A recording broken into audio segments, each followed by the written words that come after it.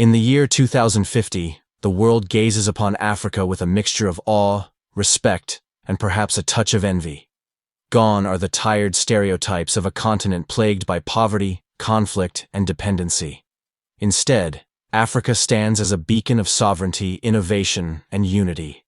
A land where the air in Nairobi is crisp with the scent of urban forests, where Kinshasa's streets shimmer under solar-powered lights, and where bullet trains glide across the Sahel, knitting once isolated cities into a vibrant tapestry of progress. From Dakar to Dar es Salaam, a powerful rhythm pulses through the continent, a rhythm of self-determination, resilience, and unstoppable ambition. This is not a fantasy spun from the pages of science fiction. This is Africa in 2050, a continent that has reclaimed its destiny and redefined its place in the world.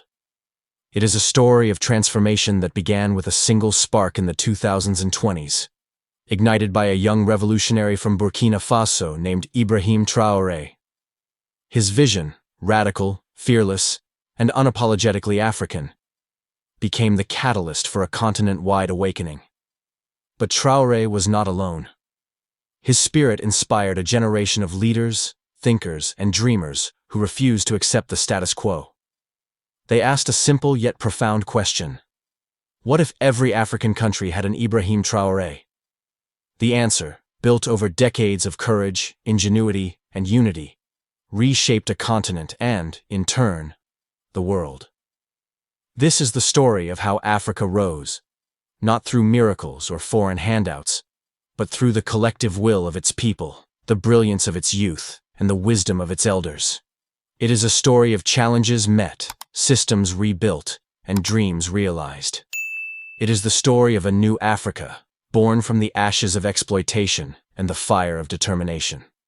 In the early 2000s and 20s, Africa was at a crossroads. Decades of independence had not fully erased the scars of colonialism or the chains of neo-colonialism. Foreign corporations extracted lithium, cobalt, and oil while leaving crumbs for local economies.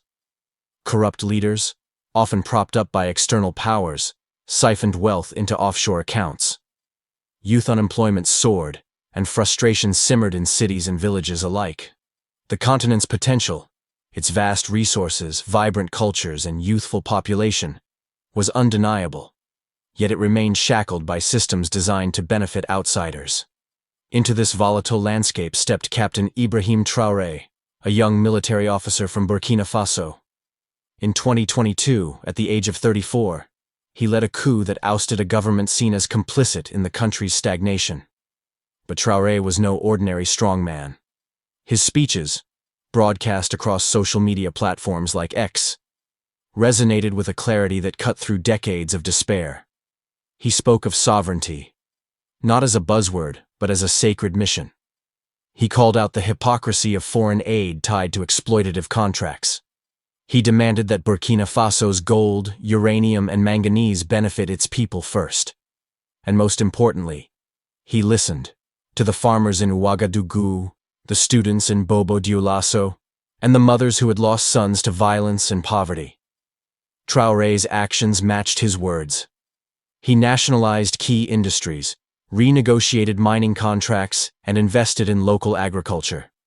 He banned the export of raw minerals, insisting they be processed domestically to create jobs. His government built schools and clinics, not with foreign loans, but with revenues from Burkina Faso's own resources. Most strikingly, he rejected the CFA franc, a currency tied to France's economy, and introduced a new national currency backed by gold reserves. The move sent shockwaves through global markets, but it emboldened Burkina Faso's youth, who saw in Traoré a leader who dared to dream of a truly independent Africa. Traoré's revolution was not confined to Burkina Faso. His speeches, shared millions of times on X and other platforms, became a clarion call across the continent. In Nigeria, a young tech entrepreneur named Aisha Bello launched a movement called Own Our Future, inspired by Traoré's rejection of neocolonialism. In Kenya, a student activist named Juma Otieno organized protests against foreign land grabs, chanting Traoré's words, "We are not poor, we are robbed." In the Democratic Republic of Congo, a mining engineer named Patrice Lumumba II, named after the martyred independence hero, began advocating for local processing of cobalt and lithium. By the mid-2020s, the Traoré spirit had ignited a wave of uprisings, not violent rebellions, but organized youth-led movements that demanded accountability. Social media became a weapon of change. Decentralized platforms, free from foreign control, allowed activists to expose corruption, share strategies, and mobilize millions. In Ghana, a whistleblower named Kwame Nkrumah Jr. leaked documents showing how foreign companies had undervalued cocoa exports for decades. The scandal led to the ousting of a long-ruling party and the rise of a new generation of leaders. The old guard, presidents for life, dynastic rulers, and corrupt elites, could not withstand the tide. In Cameroon, a 40-year regime fell after students occupied the capital, demanding free elections. In Zimbabwe, a coalition of farmers, teachers, and tech workers formed a new political party that swept the polls. In Algeria, a women-led movement ousted a military-backed government, replacing it with a council of young technocrats. These changes were not without pain. Some regimes fought back, using violence or foreign allies to cling to power. But the momentum was unstoppable. By 2030, over half of Africa's 54 nations had new leadership, young, diverse, and fiercely committed to sovereignty. The African Union, long criticized as a toothless bureaucracy, began to transform. A new charter, drafted in 2028, gave it real authority to mediate disputes, enforce anti-corruption measures, and coordinate economic policies. Leaders inspired by Traoré, men and women like Senegal's Awa Diop, Ethiopia's Tsagaye Mekonnen, and South Africa's Naledi Mokoena, pushed for a unified vision of Pan-Africanism that respected national identities while fostering collaboration. The cornerstone of Africa's transformation was economic sovereignty. The Ibrahim Traorés of the continent understood that true independence began with control over resources. By the early 2030s, nations like the Democratic Republic of Congo, rich in cobalt and lithium, had nationalized their mining sectors. But unlike past nationalizations, these were not chaotic seizures. Teams of African economists, trained in revitalized universities like Kinshasa's Pan-African Institute of Economics, designed transparent systems to manage wealth. Foreign companies could still operate, but only as partners, not predators. Profits were reinvested into local infrastructure, education, and healthcare. In Nigeria, the oil industry, once a symbol of corruption, was transformed. By 2035, Lagos had become a hub for electric vehicle manufacturing, powered by solar grids funded by oil revenues. A young engineer named Chinedu Okoro developed a modular EV battery that rivaled Tesla's, using locally sourced lithium. Ghana's cocoa industry followed suit. Instead of exporting raw beans, new factories in Accra produced high-end chocolate, marketed globally under brands like Africa Cocoa. By 2040, Ghana had captured 30% of the global premium chocolate market, creating millions of jobs. The CFA franc, a lingering relic of French colonialism, was phased out across West Africa by 2032. In its place, the African Union launched the Afro, a regional currency backed by a basket of resources: gold, lithium, and rare earths. Blockchain technology, developed by Nigerian and Kenyan coders, ensured transparency in transactions. Cross-border trade surged as tariffs fell and digital payment systems streamlined commerce. Africa's technological leap was breathtaking. By the late 2030s, the continent was no longer a consumer of foreign tech, but a creator. Kenya's Silicon Savannah, centered in Nairobi, became a global hub for AI and blockchain. A startup founded by a 25-year-old coder named Job Ali developed a decentralized land registry that prevented fraud and empowered smallholder farmers. In Cameroon, an AI lab in Yaoundé created translation models for 500 African languages, enabling seamless communication across borders. Rwanda led the way in robotics. By 2040, Kigali-based companies were exporting agricultural drones that could plant trees, monitor crops, and deliver seeds to remote areas. a 17-year-old inventor from South Sudan, Nyareng Ayuen, made headlines with a water purification chip that used nanotechnology to clean contaminated rivers. Her invention, scaled up by African space agencies, provided clean water to millions. Internet access became a human right. In 2035, the African Union partnered with South American and Asian nations to launch a satellite constellation called Afrinet. By 2040, every village had high-speed connectivity, enabling farmers to access weather data, students to take online courses, and entrepreneurs to reach global markets. Digital IDs, universal across the continent, simplified travel and trade, creating a borderless economic zone. Education was the backbone of the new Africa. By the 2030s, curricula were redesigned to prioritize African languages and perspectives. In Mali, children learned math in Bambara, using textbooks written by local scholars. In Namibia, history classes celebrated resistance heroes like Queen Nzinga and Dedan Kimathi, alongside global figures. Universities became innovation hubs. Nairobi Tech rivaled MIT, while Cairo's AI labs led in quantum computing. Scholarships, funded by Resource Wealth, ensured that no talent was wasted. The cultural renaissance was equally profound. Nollywood, Nigeria's film industry, became a global powerhouse, producing epics that blended African myths with futuristic themes. A 2038 film, Sankofa Rising, grossed $2 billion worldwide, telling the story of a pan-African rebellion against a dystopian empire. African literature, from Chimamanda Ngozi Adichie to new voices like Somalia's Ayaan Farah, was taught in schools from Toronto to Tokyo. Museums, using advanced 3D printing, recreated looted artifacts, reclaiming cultural heritage. Religion evolved into a force for unity. Interfaith councils, led by figures like Ghana's Imam Amina Sow and Ethiopia's Bishop Tewodros, promoted dialogue and service. Indigenous spiritual practices, once marginalized, were celebrated alongside Christianity and Islam. Festivals like Nigeria's Oba Festival and Kenya's Mombasa Cultural Week drew millions, showcasing Africa's diversity. Africa's cities became models of sustainability. Lagos, once choked by traffic, was powered by renewable energy by 2040.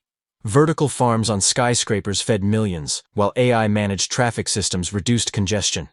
Kigali's eco-communities, designed with resident input, replaced slums with affordable green housing. Addis Ababa led in clean water technology, using ancient aquifer knowledge and nanotechnology to provide safe drinking water. The environment was sacred. The Sahara, reforested with genetically enhanced trees, became a green corridor. Solar and wind farms, designed by African engineers, exported energy to Europe and Asia. Wildlife reserves, monitored by AI ranger systems, saw lion and elephant populations rebound. Tourism shifted to immersive, community-led experiences, with visitors learning from local guides rather than exploiting landscapes. Women were at the forefront. By 2040, every African cabinet was gender-balanced, and property laws ensured women's rights to inherit and invest. A Senegalese farmer named Fatou Ndiaye led a cooperative that revolutionized rice production, using drone-assisted planting. In Uganda, Dr. Esther Nakitende developed herbal therapies for mental health, blending traditional knowledge with modern science. Youth were not just participants, but architects. A council of young leaders, established by the African Union in 2035, advised governments on policy. Innovation challenges replaced traditional politics in some nations, with citizens voting on ideas via digital platforms. Elections, transparent and digital, ensured accountability. Politicians faced live-streamed forums, answering tough questions from citizens like 19-year-old Tanzanian coder Zawadi Mushi. By the late 2030s, a quiet revolution unfolded in Africa's rural heartlands. Villages that once relied on kerosene lamps and manual farming were transformed into smart communities powered by solar microgrids and precision agriculture. In northern Togo, a cluster of hamlets became the first to pilot agrizones, automated farming districts where AI managed crop rotation, drones delivered fertilizers, and weather satellites synchronized irrigation schedules. Food production doubled within 2 years, and similar models were quickly replicated in Malawi, Chad, and Eritrea.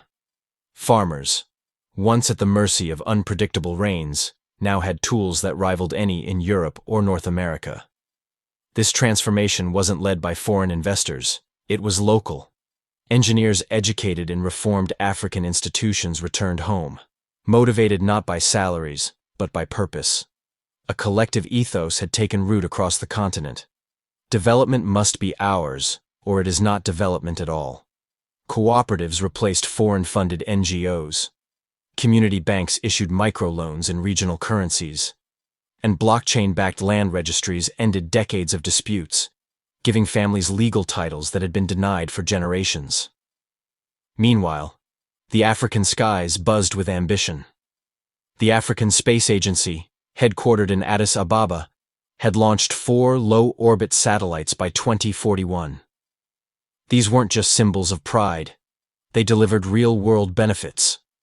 From climate surveillance to border monitoring and natural disaster alerts, the satellites helped prevent famine, stop illegal mining, and coordinate conservation efforts. A mission to Mars, led jointly with Brazil and India, was being planned, not to colonize, but to prove Africa could lead in the final frontier. The arts flourished like never before. In a restored palace in Benin City, young sculptors reimagined traditional forms with smart materials. Wood that pulsed with light, bronze that shifted color. African aesthetics influenced everything from Parisian architecture to Tokyo fashion runways. And in Dakar, a floating museum called the Sea of Memory used holograms and augmented reality to tell Africa's true history, from empires like Mali and Kush to resistance movements that had defied colonizers with soul and steel. What stood out most in this new Africa was the mindset. A continent once described as developing no longer compared itself to others. It set the standard. Children no longer grew up dreaming of escaping to the West. Instead, they aspired to build in Accra, innovate in Harare, and lead in Luanda. Home was no longer a compromise. It was the dream. And all of it, every solar panel, every reclaimed artifact, every empowered village, was rooted in the fire sparked by leaders who dared to ask, why not us? Why not now? The transformation was not without resistance. In the early 2030s, some elites fought back, using wealth and foreign allies to cling to power. In one West African nation, a deposed president attempted a coup, backed by a European private military firm. The plot was thwarted by a coalition of African defense forces, trained in joint exercises, under the African Union's new security framework. The incident, widely publicized on X, galvanized public support for reform. Foreign powers, accustomed to exploiting Africa's resources, resisted the continent's rise. In 2033, a trade war erupted when African nations imposed tariffs on raw mineral exports. Western and Chinese firms lobbied their governments to intervene, but Africa's unified stance, backed by new alliances with India, Brazil, and ASEAN nations, neutralized the threat. By 2038, Africa's economic leverage, bolstered by its control of critical minerals, forced fairer trade deals. Tribalism and regionalism posed challenges. In some countries, ethnic tensions flared as new leaders redistributed resources. The African Union's mediation councils, staffed by elders and youth, resolved disputes through dialogue. In South Sudan, a 2036 peace accord, brokered by a women-led council, ended a decades-long conflict, setting a model for others. The transition to new currencies and systems was rocky. Inflation spiked in some nations, and rural communities initially struggled with digital economies. But grassroots campaigns, led by figures like Malawi's farmer activist Chikondi Banda, ensured that no one was left behind.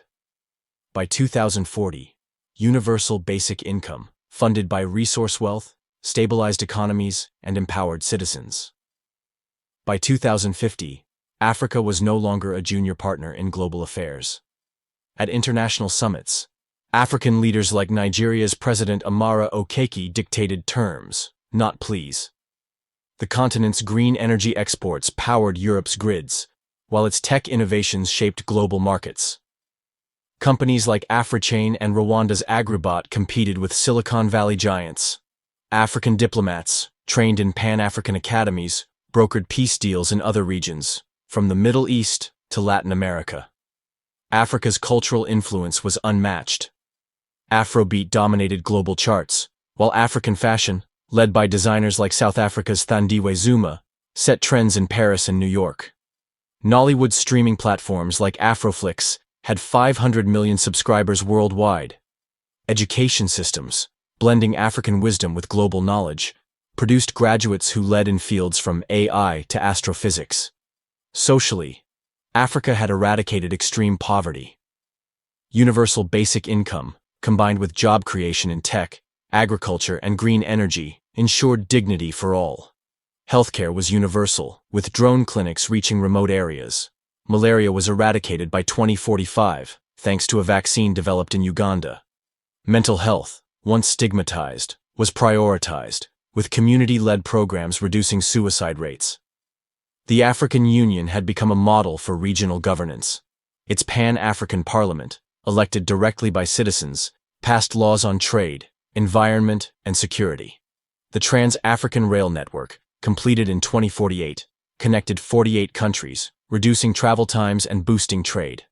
Digital IDs enabled seamless movement, while cultural festivals celebrated both local and continental identities. Africa's environmental leadership was its proudest achievement. The Sahara's reforestation, led by a Moroccan scientist named Fatima El Hassan, sequestered billions of tons of carbon. Wildlife reserves, managed by AI and community rangers, became global models. Tourism, now sustainable, generated billions while preserving ecosystems. At the heart of this transformation were the people. A Congolese engineer named Kofi Mbuyi, who built the world's first cobalt-free battery, became a household name. A Nigerian teacher, Amina Yusuf, revolutionized rural education with solar-powered tablets. A South African artist, Sipho Ndlovu, painted murals that inspired a generation. These were the true Ibrahim Traorés, not leaders in title, but in action. In 2050, as the world marvels at Africa's green cities, sovereign economies, and vibrant cultures, it is easy to forget the despair of the 2020s. But the journey was never inevitable. It began with a spark: Ibrahim Traoré's courage, his refusal to bow, his belief in Africa's worth. That spark became a fire, carried by millions who said, "We can, we will, we did." Africa's rise is not just a story of a continent, it is a lesson for humanity. It shows what is possible when greed gives way to grace, when courage overcomes fear, and when a people choose dignity over dependency. The question that started it all, what if every African country had an Ibrahim Traoré, was answered not by one man, but by a continent that remembered its strength, its wisdom, and its heart. In the streets of Lagos, the classrooms of Addis Ababa, and the farms of Senegal, the rhythm of progress beats on, and the world, once dismissive, now listens. You just got a glimpse of what Africa could be. If you believe in that vision, like, subscribe, and drop a comment with your dream for 2050. Then, share this with someone who needs hope. Because that future starts with us.